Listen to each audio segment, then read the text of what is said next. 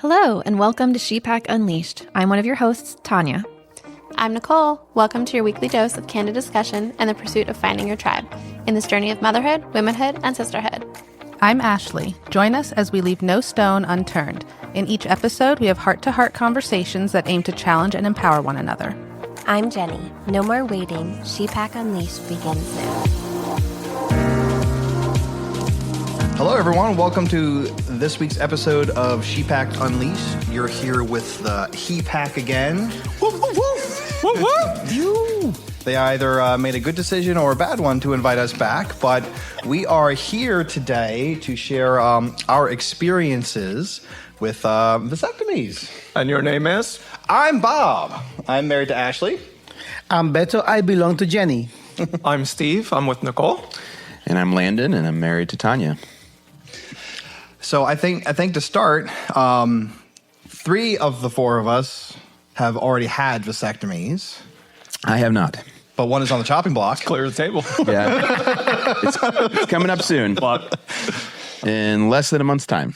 Ooh. Oh, okay. You're on the books. How do you feel about this? Fine. So far. Yeah, so far. I get that. So when did you guys get your vasectomies? Let me see. Do you want to start? Yeah, I think, if I remember correctly, it was a little over 2 years ago. Kids were pretty solidly stable. We'd had the conversation about would we like a third, would we not? And then like things are just wild with 2. So yeah, we're good. So time to go make that commitment and went and scheduled it. So I think it's been about like 2 years. Okay. So Luna was born in 2019 and in February, and the vasectomy was my Christmas present. So it was in December of 2019. How do you wrap up a vasectomy and put it under the Christmas tree? So it was a beautiful card. They put a bow on it when they were snipping. You know? Yes. Yeah, it was a couple of years ago for me also. I also put it off for about 3 years first. And then after that, I got it done a couple of years ago. But no regrets. No regrets. Yeah, none whatsoever. Yeah. You, Beto? Happy? Nothing. It was in and out. It was really, really easy. In In and out. Yeah. So, okay. So how long did you put yours off for, Landon? Orion's 10. And we made a decision pretty, I don't want to say early on, but by the time Ryan was, I don't know, I'm guessing at this point, maybe 5 or so, we figured that's probably going to be it for us, just the one and done. So yeah, it's 5-year delay club. Yeah. About 3. Yeah. 3 or so. Yeah. But it kind of brings up an interesting point, right? Which is like, if you're going to get a vasectomy, you kind of need to know the maximum size of your family, right? Mm-hmm. You need to know when you're done having kids, right? So like, what was the driving factor for you guys with that? Like, did you always know I want 1 kid? Did you always know I want 2 kids? Like, how did that go for you guys? For us, like when we were dating and stuff, we were both pretty like solidly, yeah, we want 2 kids. And we waited on the gender for both of our kids. So we waited till they were born to find out they were both boys. And, you know, we both like kind of really wanted to have girls. Like we'd had names picked out for both kids. So we'd had a girl's name and a boy's name, just, you know, in case we knew who popped out. So one of the things that like Ashley and I were kind of like struggling with and like tossing around, and why it wasn't yeah, we had 2 kids, cool. Go get on the operating table and just end this now. Was we were really debating, like, do we want to try for a girl? Could we reasonably emotionally care for a 3rd child? Could we financially support a 3rd child? Like, how does that work in the house that we currently live in? And we're like, we could make it work on a lot of different levels, but we also decided that like with both of our kids being neurodivergent, and at the time we only knew one was, and that was a lot to kind of help with and support. And now knowing that both of them are, it's a really good idea that we stopped at 2. And it was a lot. It was a really, really hefty decision for that reason, because we both kind of really wanted to have a girl at some point. But just it works out better for our family emotionally, especially with not having like outside family to support either. Like that's a lot for just Ashley and I to take on emotionally to support those kids. And is that fair to them to split our attention 3 ways when it's already split 2 ways? So Took some time to make that choice. It wasn't a quick choice. It was an inevitability. It was going to happen. But for us, that was it. It wasn't just like two and like, let's go and do it. It was a careful decision once we knew we really couldn't do a third child. That's fair. What about you, Beto? Well, I wanted to have a large. I told Jenny, I wanna have like a whole soccer team, you know? and then Cruz was born, and then I changed my mind real fast, especially because I didn't know how much work it was to take care of a baby. You know, like the sleepless nights, the feeding in the middle of the nights, and then the dirty diapers or the accidents that happen sometimes in a while. With that, I mean like Cruz like spraying poop across the bathroom one day because I forgot to. We were taking a bath, and then he said, "I gotta go poop." I'm like, "Oh shoot!" And then on the way to we didn't make it to the toilet. Good try though. Oh man, those days, I really miss those days. Sarcasm, okay? Yeah. And so then when we knew that we didn't want to have an only child, and we were hoping for a girl, like we were praying for a girl. And when we found out the Luna's sex, when Jenny was still pregnant, I remember Jenny just looked at me like, I see you smelled it. He's like, yes, I'm done. So, so that was a blessing. And we knew that was going to be it right away. Okay. See, the thing for me was I grew up in a household of two boys. So it was myself and my brother, pretty close in age, about a year and a half apart. And that's the family makeup that I grew up with. And like, I sort of had this same mentality of, I want to have a similar structured family. Ended up with two boys, which was, you can't decide that, right? And we had originally hoped for our first baby to be a girl. We both kind of just had this feeling it was going to be a girl. Got a boy, and couldn't have been happier actually that we got two boys. I'm really happy with that. It's very similar family makeup to my own. I also kind of have the mentality, honestly, that like I just want to like replace ourselves. Like I'm not trying to grow the world population. I don't want to get into all of that, but I'm just saying like I do have the mentality of like I don't want to have a ton of kids. Like I just want to kind of keep it the same. Right? One for one. Yeah, one for one. That seems fair to me. Fair enough. So that's how we ended up. And I always knew like I wanted two kids, knew that before I got married, knew it when we were married, never changed my mentality on that ever. I delayed getting a vasectomy just because I didn't want to do it, but not because I didn't know that was the point that I was going to do it. What about you, Landon? I thought we would have two kids. And then, Tanya had some complications, during pregnancy with Ryan, and then just kind of the postpartum after it. I think, it took a while for Tanya to work through everything that happened, years and whatnot. And so I think that definitely played a big part in just doing the one. I mean, we were, I'm a little bit older than Tanya too. So I was 37 when we had Ryan. Tanya was 37 and 36, 30. So we were a little bit older. I met Tanya a little bit later in my life. She's 6 years younger than me. So, that all played a factor too, I think, for sure. But I think just the emotional ride of the first one was the determining factor for Tanya. I think I was a little more ready to try to have two, but Tanya just wasn't there yet. And then by the time maybe she come around to it, I think we were just, we're to the points of our lives where, we're one and done, and yeah. And so, we're good with that. And like you, we knew that we were done for quite a while. And I think it was just laziness or just other things in the way and just didn't think about getting it in the last couple of years, right? Just, it's time. Yeah, that's fair. So I'm going to ask you another question because like your vasectomy is up and coming. You're sort of through it already, right? So I think for maybe some of the people watching, they might want to know like what are some of the things that you're most worried about with your vasectomy surgery? Like what are your concerns? Because I feel like there's some very common concerns and we can probably also comment on, how that worked out for us. So do you have any specific concerns or like something that you're worried about the most? I guess after, we had the consultation and everything. And I guess after that, I'm not too nervous about it. I've had, several friends that have done it, and everybody's like, oh yeah, it's a piece of cake, and, you get to be laid up for a couple of days and just not, doctor's orders not to do anything. And so, always just never standing still when I'm at the house and stuff like that. So it'd be nice just to like chill and not worry about getting chores done or, anything else done. So Nicole did not have sympathy for me. Any of that. He was like, oh, you're being such a baby. yeah. Same here. Okay. That's funny. Yeah, I guess my biggest concern was, and I heard this from other people, not necessarily, being snipped or whatever, is like, make sure that you shave yourself. Yep. Or they'll do it for you. Or they'll do it for you and you're not going to like them doing it for you, as I hear. Depends on the nurse you got. Yes. Yeah, for sure. For sure. That is definitely a task you want to handle yourself. Yes. Yeah.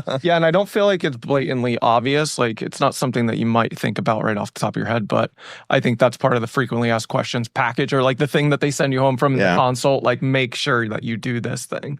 What I didn't expect when I went in for the consultation, just thinking about the shaving, because I was just like, okay, I just got to shave the whole area. But when, the doc was looking me over, he's like, oh, you just need to shave just like this part. I'm like, oh, it's like kind of like a reverse mohawk then. I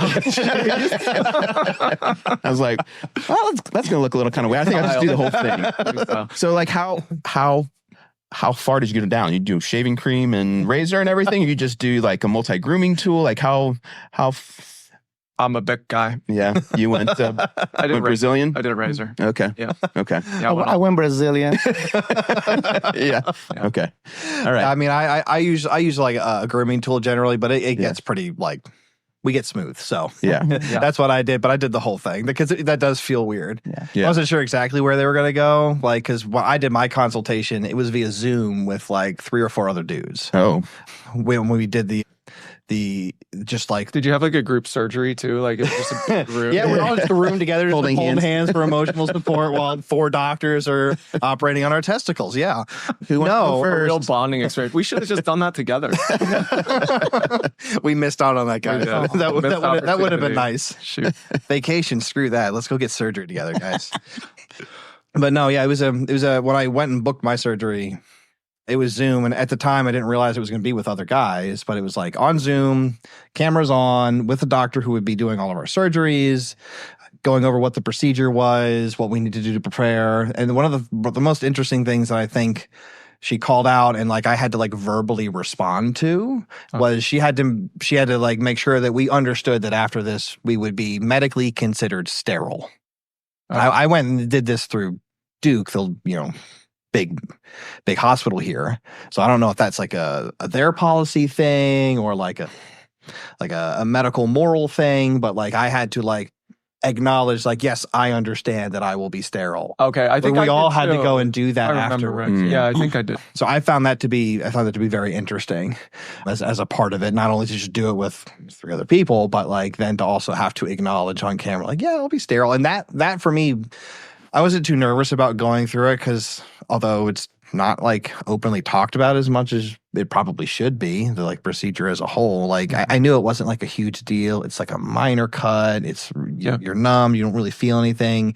You're really sore for maybe 24 hours. Mm-hmm. And I wasn't super worried about that. But like the word sterile got to me a little bit, like, because I hadn't considered it from that perspective. Right. Well, I feel like that's why they make you say it, right? It's like when you're in the exit row on the plane, I will help other people if there's an emergency. I will be sterile. You have to say it verbally. You got to commit. Yeah. Yeah. Is there a doctor on the plane? No, but I'm sterile. Yeah. Does that help? So that what do you need? For me, that was like I had to sit with that for a couple days, and like it didn't deter me from doing it, but that was kind of like one of those like existential things. Sure. A big change in moment in your life. You're like, okay, well, I don't want to have kids anymore. I'm cool with the 2 I've got, but like also it did feel a little weird to not have that anymore, or to know at that point it was coming. Yeah. No pun intended. Surprised there hasn't been more yet. Yeah. So warming up. do you get an incision? Yeah, like a itty bitty one. Yeah. Okay. Itty bitty incision. Like a few days later, we could barely see where it was. Me too. Yeah. You couldn't even tell. It was. I think it was like one dissolving stitch or something like that. right? I think. Did they just kick you in the balls or what? what did they do? No, Beto? That was the cheaper option. I opted out that one. Went out to a farm. I got That was the You can't insurance covered option. Yeah. I had like a different procedure done. They didn't make an incision. They basically extended or dilated or like stretch a porous. So then and then they went through it and they took care of everything through there. So there was no incision, and so I didn't need any stitches. I had no idea you knew that. So supposedly, Interesting. like I have not heard of that. yeah, and you know, like the recovery time is much quicker, of course, because you don't have an incision. So Yeah, that makes sense. that was kind of cool. Yeah, no idea. Well, so when I had my operation, they told me like it's about 15 minutes per side. Yeah. Right? So like it's about a 30-minute process overall. Was it about the same for you with the way that they did it? No, it was much quicker. It was faster than that? Yeah. Oh, wow. It's like 15 or 20 minutes. Like, yeah. That's crazy because I felt like it was super quick. I felt like I was getting prepared and waiting on the doctor significantly longer than they were actually doing the operation. Okay. Well, there was a doctor and a student in mine. So probably. I also had a doctor and a student. In Did you? Okay. Yeah, I'm always happy to have a student. And the 3 other dudes too, right? So much for HIPAA laws. I mean, Yeah, I think I had a doctor and a nurse. This was like a private practice where I went. oh, So yeah, it felt fine. I mean, I don't care about, you know, if I could live in a nude colony, I probably would. So it was fun. did you have any issues at all during your procedure? No, not at all. Okay. See, for me, so my wife and I kind of still laugh about this because, like, I don't know all the details, right? But basically, they're cutting this thing called the vas deferens. It's the tube that puts the sperm into the semen. So Yeah. So they're just cutting that off. So, and for like anybody also that's watching that kind of wonders, like one of the questions that I had when I was getting a vasectomy is like, does anything still come out when you have sex? And the answer is, yeah, it does, right? But they say you're shooting blanks, right? So, Right. But anyways, for me, so they cut it, but I think they like burn it. They solder it. They Yeah. I have clamps. Like they removed a small part of mine Oh. and put clamps on it and soldered it with a laser. Oh, okay. I'm solid. I remember Things the get through soldering. this. You got some Terminator balls over there. Well, so for me, you know, I had the doctor and the student, right? So they and it's local anesthetics, right? So like you're wide awake, you are present, you're conscious and everything. It's a minor surgery. Yeah, for sure. But they do local anesthetics. So like they did one side, it was okay. And then they switched to the other side and like, first of all, you can just smell burned stuff, which I wasn't a super big fan of. Nope. But the other thing that happened is like the student was like trying and the doctor was like watching and helping him, but they didn't use enough local anesthetic on the second side. And so I like tightened and like jerked a little bit and he was like, can you feel that? I was like, yeah, I can feel you burning my tubes. So he's like, oh, okay, we can put some more anesthetic. I was like, please. So we still joke about that because it's like, I could just smell them like burning my balls. Like, not the best experience I've ever had. Can't be pleasant. Still ultimately very glad I did it. No regrets, but I will not forget that feeling. That was like, please. Side note, that's always my biggest fear doing any kind of thing. Like even going to the dentist, like, did you use enough? Because I don't want to do shit. Right. Please don't. Please I don't want to. Well, I guess I just unlocked a new fear for my. We're supposed to be helping him feel better about it. Now he's worried. No, you unlocked your own patient advocacy, and you can say how much local anesthetic did you use? Double it. Yeah. You know, it doesn't. You know, I don't want to feel my balls for weeks. Yeah. Please. Yeah. And then they have the nurse come over and kick me in the just for extra measure. Testing. yeah, that's for sure. So did you guys, I know that they, prescribed me a Valium. Did you guys do any Valium before the procedure or give you another sedative or no? I don't think so. Cold I would have turkey. happily opted in on that. I don't remember that being an option. Did you guys? No, I nothing before, and I don't Did you get get any pain management afterwards either, other than like Tylenol or take a couple Advil, you'll be all right. Yeah, An ice pack. I think they That's gave me good an though. ice pack. I mean, I would take the option if they had given. Yeah, so you can, it's optional. And if you're going to drive yourself home, you can't take Right. For take sure, it. yeah. So did you guys drive yourself home or did? No, Nicole drove me home. Okay. Yeah, Ashley drove me home. Okay. Yeah, I don't think after a procedure you can drive yourself home.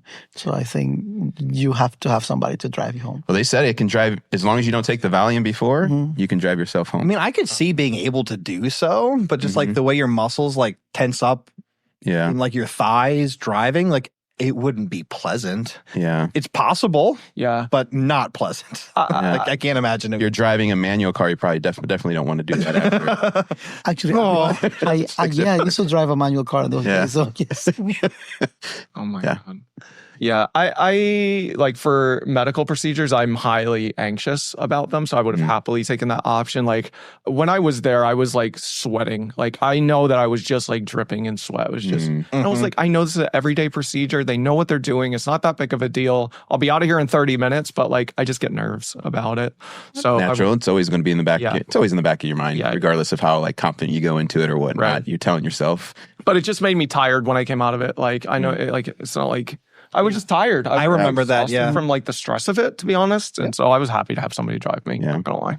I'm very similar experience myself. Like I knew it was okay, but I was anxious and stressed and like Same. being awake for it while being minor, like it's just that kind of level of awareness Right. to that happening feels exhausting. So I remember just laying up on like the recliner at home with like an ice pack on my I'll be and the taking TV on and like falling asleep like 30 minutes into whatever I was watching. Yeah. Like, Same. but I was fine by the next day. Yeah. I'm the type of person that if I don't mind getting my blood drawn, but I don't like to look at it. Right. So like if I look over here, you take my blood, you can take a gallon. I don't care. Yeah, but swap. I'm not going to freak out about that. But I just don't like to look. So like in a vasectomy, like they do have a separator sort of. I think they had like a little curtain thing up so that you didn't see, but still. I didn't want to look, you know what I mean? Oh, Right. It did not have a curtain for me. I'm like sitting laid back, like I'm not looking. Okay. Well, maybe that's what it was for me, and I just looked up or something. I was like, I'm not looking. going to be rude, but I'm not. I Gonna won't look. be. I won't be seeing. You meant you weren't streaming the procedure? Like, Oh no! what you doing down Take there? a selfie. Yeah, that's the subsequent episode that you're. Stream. But we want to get some footage from Landon and we want to put it in the episode. Yeah, I think that seems reasonable. I'm happy to offer that. Like, Doc, get out of the way. You're ruining my shot.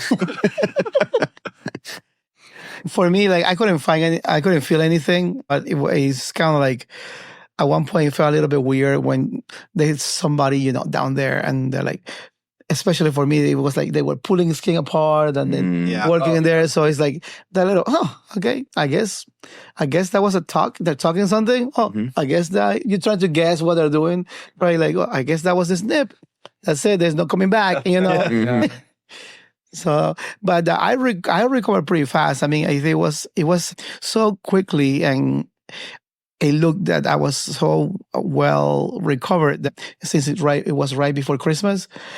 Jenny was like, "Hey, can you put the Christmas tree up? Can you bring the stuff down from the attic and all this stuff?" And I was doing it, and I think it was Nicole, the one that told Jenny, like he actually just got a procedure. You need to just leave him alone for a couple of days. Oh, Yeah. jeez. Well, she didn't leave me alone. Ironic. She's just looking out for other people, not necessarily you. Cool. You don't count. So the recovery part, I've heard using like a bag of peas. Do you guys do that? So a couple guys in our neighborhood that we're friends with who had it, they shared the bag of peas with the other guy because they were like only like a week apart or a couple weeks apart. So one of them had a big bag of peas, and once he was done, he gave it over to our other friend. Together and was the size there? Yeah, it was picking little things out of her. Yeah. Well, oh my God. Your neighbors, they support each other a lot. Very close. That close-knit community there. Yeah. I mean, they didn't. I need the crotch piece. Yeah, they didn't have a shared vasectomy on Zoom like Bob did. But, Baby steps. Yeah, right. You got there. Yeah. You got there. The one thing that I do remember when I left the room, I said, I feel fine. So I was just walking fine. And then right outside, there was this African-American guy. He was big, he was like close to like 250 pounds, maybe like 6'5", and he was sitting. His head was down. He looked so scared. He looked at me. His eyes were wide open, kind of like, like say like, "Am I doing this?" Like, and he looked, like his face was telling me like, "How did it go?" And I say like, "Yo, that was nothing, man." I was like, "For real?" He's like, "Yeah, it's nothing. Don't just go in there. You won't feel anything." And he just breathed. He's like, okay, probably more relaxed. Yeah, it was by himself too. There I'm was sure that nobody was else. helpful. Yeah. Yeah. The waiting room's a whole different feel. It's like you see, you see one like a person come out, and you just give them that look like, I know what happened to you. Like, all right, and he gives you the look like, I'm just so glad it's over. Yeah. Like high five, fist bump. It's awkward in the waiting room, honestly. Or for me, it was. Well, I think that brings up a very interesting point, though, because like I'm happy you're able to find people in like your community to like go and like seek out comfort from and information from, but like it's not like a part of the dialogue when we think about like birth control at least not here in like the US. I mean, oftentimes birth control is very considered like contraceptives, like the pill or like an IUD. IUDs, like something like that. I always confuse that with IED. One blows up baby. Ticking time bomb. And then and everything that has to do with birth control. What we always think about is just a woman's thing that they need to take care of it. They never talk about like that this can also be done from the male's perspective. Right. For sure. That's for fair. sure. And this is not exactly like a reversible procedure, which was something that when I was doing research on, like, I think there's a lot of like false narratives out there about it. Like, oh, it's super easy. You can reverse it at any time. I think it's But in my Zoom meeting, they're like, yeah, we can undo it, but I don't mean it's going to work. Yeah, it's not guaranteed to work. Right. Yeah. So like, it may be not something you can explore early on in a relationship when you know you're going to have children or it's still on the table. But like, if you know that like, nah, we're not doing children, or this is my person, I'm going to be with them forever, I have the babies I want to have, it's a super easy way to just take control of the family planning aspect of it through the family responsibility of birth control. Like we do the Fair Play system at home, and there's a birth control item for it. Like there's a magnet on the board for birth control. So like it moved to my side of the board when it was time to start like booking the vasectomy, researching it, going through the preliminary appointment, going and actually getting it done. But I'm just super happy finally, because I remember I texted Beto because he was the only dude I knew at the time who had a vasectomy, and it's not like accurately talked about. It's like your experience with parenting. No one told you how messy it is to be a parent. Yeah, I agree. People don't talk about the reality of it. And this is another thing that like it's cool that we can come here together and we can talk about it. Yeah, that is cool. It's an important narrative. It's not a big thing to go and do, especially if you know you're not going to participate to increasing the population anymore. Right. And did you do your lab testing after your procedure? I did indeed do my lab testing. How about you guys? No, but we've been doing a lot of field testing. Yeah, I'm in the same boat. So we're trial by fire here. Are you going to do your lab after, Landon? I'm looking forward to it. I might go back a couple of times. Nice. Make sure. Yeah. I like that. So for donor. for the listeners and viewers, part of the vasectomy, what you're supposed to do is like a few weeks, I forget the exact time frame, but like a few weeks later, you're supposed to go back and provide a semen sample so they can test to see if there's any active sperm in the sample to make sure the vasectomy took and it held. And it's kind of like a mad dash, because you gotta like provide the sample and you gotta get it to wherever it is by the time it's still warm. So it's like, do whatever you gotta do, get it in the cup, and then like beeline to drop it to the nurse and be like, here, test this quick. So you don't go into the office and go to the waiting room and just do it there. I can't speak to that because I haven't done it. I mean, different places may do it differently, especially because there is that like it's got to like still be warm, I think, to make sure that they can get an accurate sample of if there's like active live sperm in there, because sperm don't live that long. So some depending on where you go to it, like may have you come do that in the office for them. Like I was given a cup. I don't think they gave me the option to come back in and do it. Okay. It's like, here's the cup. Here's the appointment. Here's your drop-off appointment.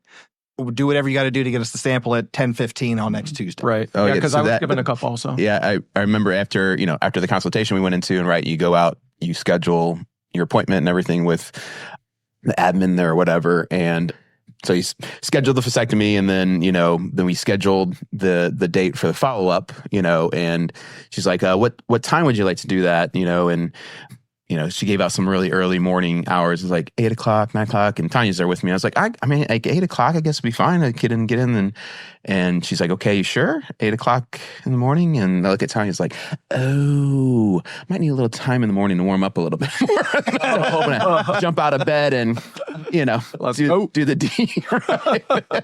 That's funny. I was like, okay, 10 would be better. 10 would be better. Yeah. Yeah. Okay. And as far as the waiting period thing goes, I think it's like 3 months. Yeah, I They think say something like 20 That might be, times yeah. or something to get the sperm out of your system. So Oh, I think yeah, it's yeah. like 3 months Yeah. later, because otherwise you're going to test like as if it didn't Yeah. work. So for me, I think, the reason why I kind of forgot and this thing go back, it was because of COVID. Because, I got in January 29th, 2020. Yeah. Yeah. That would line up. December 2020. And then 3 months later was COVID. So we didn't go anywhere. So I couldn't go back and get it. And then I was like, yeah, it should be fine now. So that's why I didn't get it done. I offered no excuses. I just didn't do it. Didn't do it. It just didn't go. We appreciate your honesty. To be fair, I have always felt like I've had this safety net because Nicole has an IUD, Yep. right? And it's like, okay, well, it's definitely not going to happen. And then, but once I think she doesn't have an IUD, I'll be a little more scared because I don't want any more kids. So like, I don't want any accidental kid. I don't want any more kids. Period. I know that Jenny wants to take the IUD off. So so does Tanya. Yeah. yeah. Yeah. No, I don't blame them for it either. I mean, the shit messes with their bodies, and they've been doing it for pretty much their entire, biologically adult life. Right. And that's a lot of pressure and a lot of shit to put your body through. So Yeah. I don't blame them. So I was eager to get my shit tested because one, to put myself through that, like, Yeah. not awful physical experience, but like the emotional and experience of it all. Like, I want It's to not make something sure you that would shit opt works. into, right? Like, it's not something that you like, let me do this with my day. Yeah. Yep. But at the end, you're like, oh man, I'm so glad I did that. Oh, Like, yeah. okay. Well, maybe because we miss on the having this experience together, like doing the surgery together. Maybe we can do the testing together. Yeah, let's go do the testing together. Sure. I'm sorry. Everybody bring your bottles. That's the next episode of the Heat Pack, right? Episode of the heat pack. How did it go? Tune in. We're going to lose them viewers. We're getting closer together every day. Yeah. So after you got the procedure done and you guys were ready to have sex again, were you worried about how that would feel the next time? Yeah, little. Yeah. I was worried that it was going to feel different. It didn't. No. But like, Feel any but again, Okay. because no one talks about like the realities of it. Like we just know that it exists and people do it and people say it's not a huge thing. But yeah, no, it didn't feel any different at all. My doctor scared me because they have to scare you, right, with all the risks so that you don't sue them later. Fair. Yeah. But like they said, like there's a really rare chance that you'll have chronic testicular pain, I remember. and that Yeah. stuck with me, and I was terrified it was going to be me, and it wasn't me. So it's like everything else feels exactly the same. Like you're fine. It looks the same, feels the same. Yeah. It's all good. Okay. So I did have a scare, okay? Because when, like, how you get like the morning erection, Oh yeah. right? Okay, and then for a little while, nothing happened. It was just because like it was healing. So Yeah. Right. yeah. And then one day I got the morning erection, man, and I got some pain. I was like, no, I was happy for that, but I was like, Opposite. ooh, that feels. He's like cold water. Get the Water. peas. Yes, get the peas. and then I was like concerned that like is this gonna happen every Yeah. time? But it was just healing. And then after a while, it was okay, it's fine. But yeah, so that Okay. that happened. Did any of you guys? It's gonna sound so weird. Did any of you guys test the viscosity or texture of your semen afterwards to see if it was the same? I can't say that I did, but it was the same. Not explicitly, but I feel like looked and felt the same. Yeah. So, What about you? What kind of test? Yeah. Well, I was like, I guess fair enough. You guys didn't test, so you didn't do it into a cup. I That's did. true. It looked the same. So you're the most trustworthy one on that one. Yeah, that's fair. well, I wanted to see is it gonna be like, this the same amount? It's gonna be less. Yeah. You know, does it does it feel different? Like, what is? I was like so curious about it. I was like so disappointed that it was the same. I was like, oh, I okay. wanted it to be the same. I'm like, I don't want anything to be different. Why is it blue? I want to go. Wait. Oh, is it gonna be like more like less dense, like more watery? Like, what is this? So The first time it came out, it looked a little burned. Just kidding. A little bit too much time under that laser. Yeah, a little too mesquite much laser. flavor scent coming off this thing. Yeah. Smoky barbecue. yeah. And then sometimes like, is it gonna squeak? It's gonna squeak. Oh man. But I think that's fair. Like, was there anything you wanted to? I think we've like talked about it indirectly, but what do you think is something that you would want to be a little bit more well known about going through this that you think would kind of help other men? Because I don't want to speak generally, but there is a lot of sentiment out there from like wives when they bring this concept up. It's like, no, fuck no, I'm not gonna do that. Why would I do that? Why are you telling me to go get surgery so we can't have kids anymore? I'm fine. What's something you think we could share with these other men to kind of like change the narrative around it and like help people understand a little bit better what really is a vasectomy? Like, what concerns can we quell? I think the first one is like, it's okay. And it's okay to talk about it. Like, I mean, and like, I have had this similar narrative for like, with babies for me, because the thing for me is like, I did not like when my kids were in a baby phase. Fair. And I'm just not a baby person. Like, I need the kid to smile at me, and like, I need to like make dad jokes and the kid laughs. Like, once we get there, I'm good.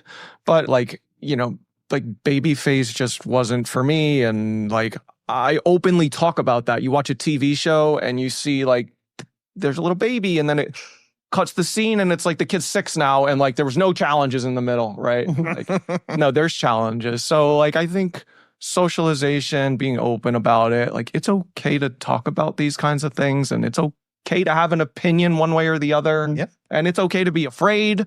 It's okay to, and then you're just going to be relieved when you get it done, honestly. So Yeah, you guys? for me, like one thing that I would like to share is like, it doesn't make me less of a man. I still feel like a man. That's a good one. That's Like everything works Mm-hmm. just fine. It doesn't squeak. Right? No squeaking. No squeaking. It's not blue. Consistency's the same. Consistency is the same. Okay. I still, the those morning erections is still happening. Okay. So it's like everything works just the same. And the other thing is like, compared to a woman procedure, this is much way easier. simpler. I mean, yeah. it's like 15, 20 minutes, 30 minutes at most. You're in and out. You're done. A couple of days of rest, which is great. It gives you like a time just to like catch up on all the TV that you want to. Okay. And since your wife is going to be so thankful that you took care of this, she will bring you food to your bed. For one day. Yeah, set expectations for one day, possibly an afternoon. Day 2. Yeah. Yard work. Yeah. But I think that I actually really appreciate you bringing that up, because I do think that is something that some men are worried about, that they're going to be less of a man because they're not potent I think it's a good call. anymore. But on the flip side, may I present another idea? You can do a lot more manly activities without having to worry about a small human being the product of that. That's true. That's true. You can engage in those fun activities with almost zero worry, because it is probably one of the most effective forms of birth control. Well, that's because you're absolutely sure that it worked. Because Yeah, testing. Some of us are absolutely sure there's some options for a little one. Yes. Landon, did you have a comment? No, I mean, I was going to say the same sentiment as Beto. I mean, I haven't had the procedure yet, but I wouldn't, whenever I talk about it or know people that have it, I don't look at anybody, as less of a man doing it. Like, I think it's probably even being more of a man now because, your wives have gone through a ton more stuff in order to prevent pregnancies and more invasive things. They have something inside them that's preventing this from happening. So to do a 30-minute procedure that you're going to have some pain for 24 to 48 hours and then you're done, then I think that is great. And, I think a lot more benefits can come your way from your wives and knowing that you've done the procedure and you're taking that seriously and providing them some relief too. What would you guys say to any couple that's in disagreement about the number of kids they want to have and whether or not they should have this vasectomy? That's tough. That's really tough because, I think at some point, especially like as a man, you have to like take a step back. And if I want 5 kids, but my wife is only willing to have 2, at the end of the day, it's not my body on the line. It's not the effects of having said children. They don't physically impact me whatsoever until they're born, and like I'm exhausted from trying to care for them. But then my wife is also that after doing 9-10 months of growing a human being inside their bodies. I don't know, from just like a logical standpoint, it feels tough to ask somebody to go through that much labor if they don't want to. Sure. And I think it's okay to, at the same time, respect your wife's wishes for, I can't do another baby. I can't. X was too hard. Y was too hard. We can't afford it. I can't give that much emotional attention to like any of these very valid reasons for wanting to stop having children. You can feel sad because you wanted 5 kids, and I think that's okay. And I think that's something to learn and work through. There's this wonderful thing called therapy that you can go do and talk about these things and work through it and come to peace with it. Because if you love that person, there's commonality to find.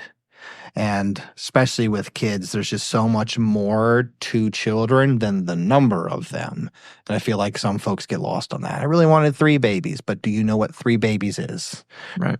To care for 3 humans, do you know what that means? And if you can't really articulate that, then take zone defense. Yeah, man to man. That has always been my thing for 2 children. If we can't go 1 for 1, 1-to-1. I like if we can't go for 1, and I'm blessed people who can do 3 or more. But I agree. I could not. All are doing great if you're doing that. Yeah, I think that especially I have friends that have like a lot of kids. Like from 5 to 6 children. I don't know. I do not know how they can manage that. My hat's off to them because they're great parents. They're always there for the kids. I think it's like a personal decision, and you and your partner, how you guys can handle the number of kids that you have. But one of my friends that they have 5 children. They finally decided that's it. This is the cutoff time, and that's great. I mean, it's good that they have come to that decision. They have a lot of children, and now they believe that this is enough. And then I have another friend that they have 7 children, and they're like, oh, if God wills it, it's going to happen again. And that's completely respectable decision for them to have. But if you want to get something like this done, just make sure that you communicate with your partner. You can come to an agreement. What is that number that you guys would like to reach? If this would be a good option for you, will be a great option for your family because, again, all of the benefits that we already talked about. Yeah, I mean, I guess it's such a case-by-case personal thing that, as long as, the relationship is strong and you are having disagreements, possibly there is still the choice of the woman having, the birth control while, the dad's still trying to figure it out and, maybe it's just needs a little more time. Yeah, I mean, it's just case by case basis. I think I don't think there's a right answer or a wrong answer, but if age may play a factor in that, and at some point there's probably going to be a light that goes on. Like, okay, now it's time. Yeah, I'm not a fan of doing anything irreversible without reaching a consensus within the marriage, personally. So, so for me, if that was me being unsure that I wanted a vasectomy because I wanted more kids and she didn't, then maybe the onus is on me to do the birth control or a condom or something, right? Mm-hmm. Instead of force my wife to have something inside her body or, other means. Yeah. So that's kind of my hot take on it. Luckily, we were always in agreement. We never had that issue, but I thought it was an interesting question because, there are for sure people out there who are having this conundrum you got to solve, right? So, okay, cool. Well, I think that being said, this wraps up this week's episode of She Packed Unleashed. Thank you guys for being here. We hope you all enjoyed diving into the stories, insights, and laughter with us. If you enjoyed today's episodes, don't forget to subscribe so you never miss out on our future adventures. And if you want to stay connected and share your thoughts, you can find us on social media at She Pack Unleash. Thank you for being part of our pack. This is Steve. Beto. Landon. And Bob. Stay wild and fierce. Until next time. Woof, woof, woof, woof.